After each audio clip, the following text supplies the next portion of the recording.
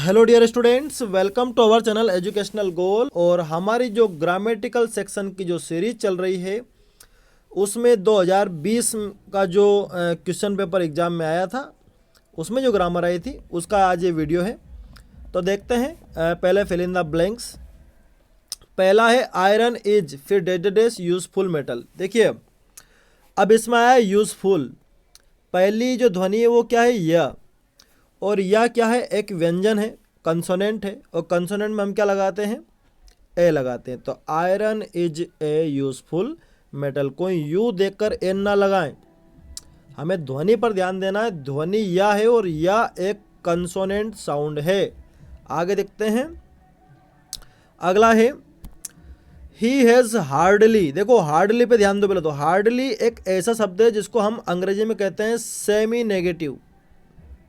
Semi negative, semi negative यानी कि negative, जिसका नकारात्मक मीनिंग है। और नकारात्मक जो सेंटेंस है उसमें हम क्या लगाते हैं, उसमें हम लगाते हैं एनी लगाते हैं। तो इसमें आ जाएगा he has hardly any money. देखो और भी सारे शब्द हैं, जैसे बेयरली है, रेयरली है, स्कैरसली है। तो अगर ये शब्द आते हैं किसी सेंटेंस में यानी कि सेंटेंस नेगेटिव है और फिर आप सम नहीं लगाएंगे, आप लगाएंगे एनी। आगे देखते हैं। अगला क्वेश्चन बहुत अच्छा है।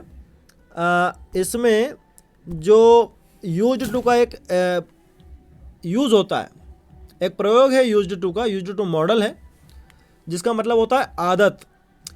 कि अगर सेंटेंस है, सेंटेंस में सब्जेक्ट के साथ अगर हेल्पिंग वर्ब दी गई है इज, एम, आर, वाज, वर, और उसके बाद यूज्ड टू आया है यानी कि आदत की बात हो रही है।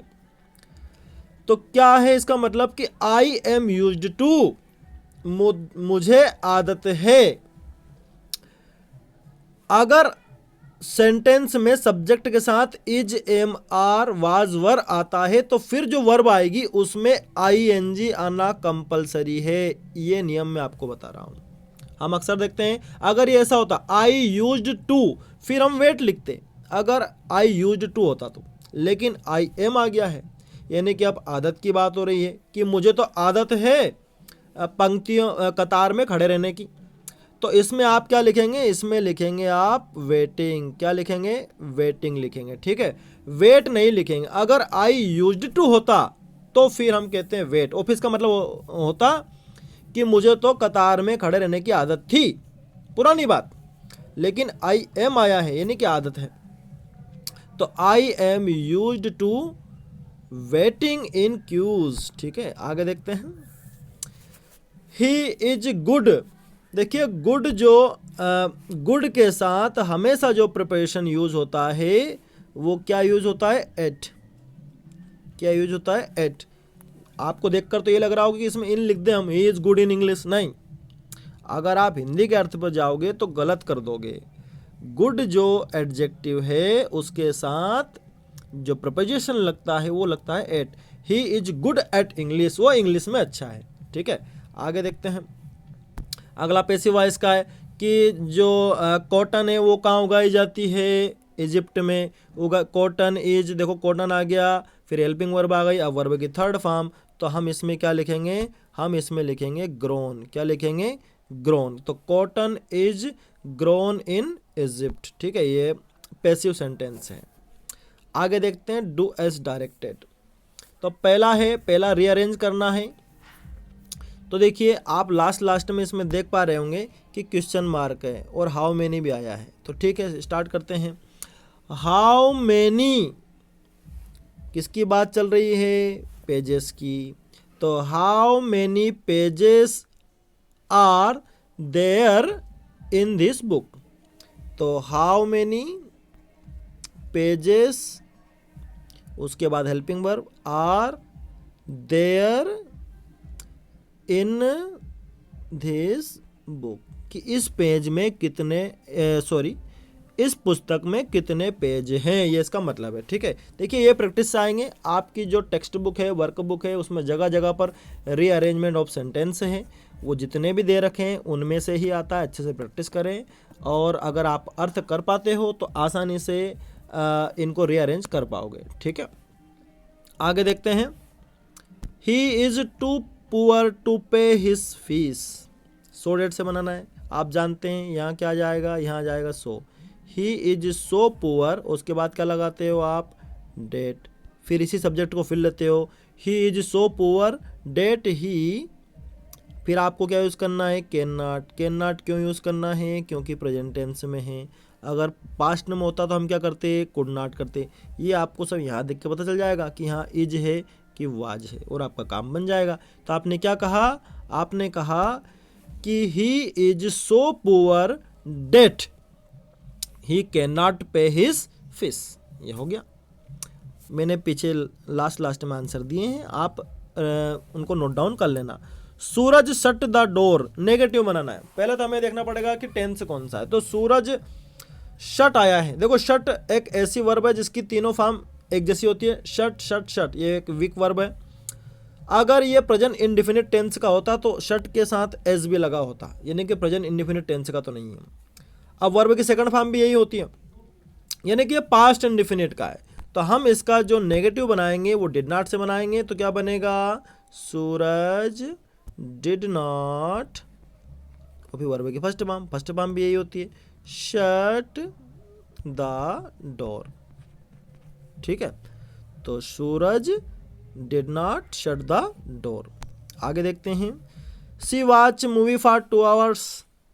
अब आप समझ गए हैं कि इसमें समय बता दिया कि 2 घंटे से वो टीवी देख रही है। तो आप जानते हैं सी के साथ क्या आता है, हैज़ बीन। वॉच क्या हो जाएगा, वाचिंग। कौन से टेंस का है ये, प्रेजेंट परफेक्ट कंटिन्यूस टेंस का है। यही आपको करना था, करेक्ट फॉर्म वर्ब की यूज़ करनी थी। तो क्या बन जाएगा, she has been watching movie for 2 hours. ठीक है, आगे देखते हैं। अगला है आई एम बाइंग मैंगोज। देखिए पैसिव वॉइस में बदलना है, चेंज द वॉइस। अभी एक्टिव वॉइस में मैंगोज, पहला टेंस पर ध्यान दें, प्रेजेंट कंटिन्यूस टेंस का है। ऑब्जेक्ट हमारे पास क्या है, मैंगोज। तो मैंगोज, ये मैंगोज, आप मेरी राइटिंग पर ज़्यादा ध्यान मत देना, मैं आपको केवल समझा रहा हूँ। मैंगोज अब ज़्यादा है, प्लूरल है तो आर।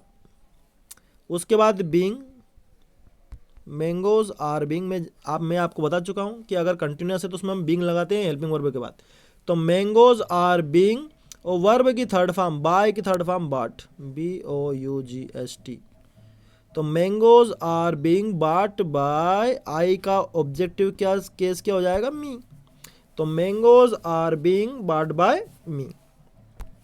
आगे देखते हैं, he saves money so that he में बाय ए कार। वो पैसे बचाता ताकि वो कार खरीद सके।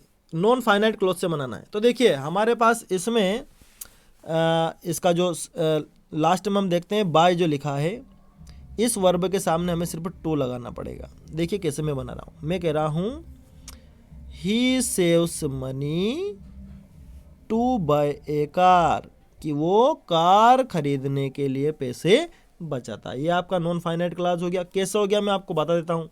नॉन फाइनाइट क्लॉज में क्या क्या, इन्फिनेटिव, जिरन और पार्टिसिपल। हमने इसको इन्फिनेटिव से बनाया। इन्फिनेटिव क्या होता है, वर्ब के सामने टू लगाना। हमने वर्ब के सामने टू लगा दिया। ये बाय हमारी वर्ब है, बाय ने खरीदना, इसके सामने हमने लगा दिया टू। तो हम क्या कह रहे हैं, he saves money to buy a car. ये हो गया। आगे देखते हैं, we will leave as soon as the taxi arrives. No sooner than से बदलना है।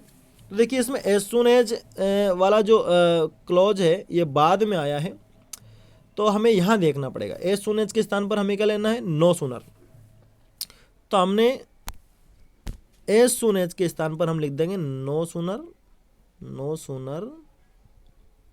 अब टेंस पे ध्यान देख लो जरा, अराइव्स आया यानी कि डज आ जाएगा। तो no sooner does the taxi, अब अराइव्स नहीं कहेंगे, अराइव कहेंगे। इतना हो गया। उसके बाद हमें क्या लगाना है, देन लगाना है, क्योंकि हमारे सेंटेंस में नो सुनर देन की जोड़ी है। फिर उसके बाद ये ऐसा कैसे आ जाएगा, वी विल लीव। तो क्या बना, no sooner does the taxi arrive then we will leave. ठीक है, ये मैंने आंसर इनके लास्ट में दे दिए हैं, तो आपको कोई दिक्कत नहीं आएगी, ये आप मिला सकते हैं, ये बिल्कुल करेक्ट है। और इनको आप अपनी कॉपी में राइट डाउन भी कर सकते हैं। ठीक है, ये सारे आंसर मैंने आपको बता दिए हैं, ये आप देख सकते हैं। मैं एक बार और चेक कर रहा हूँ इनको कि कोई मिस्टेक तो नहीं। He saves money to buy a car, no sooner does the taxi arrive then we will leave. ठीक है, ये करेक्ट है। तो डियर स्टूडेंट्स, इसी तरह मुझे सपोर्ट करते रहें, लाइक करते रहें वीडियो को, अपने दोस्तों के साथ शेयर करते रहें। Thanks for watching this video.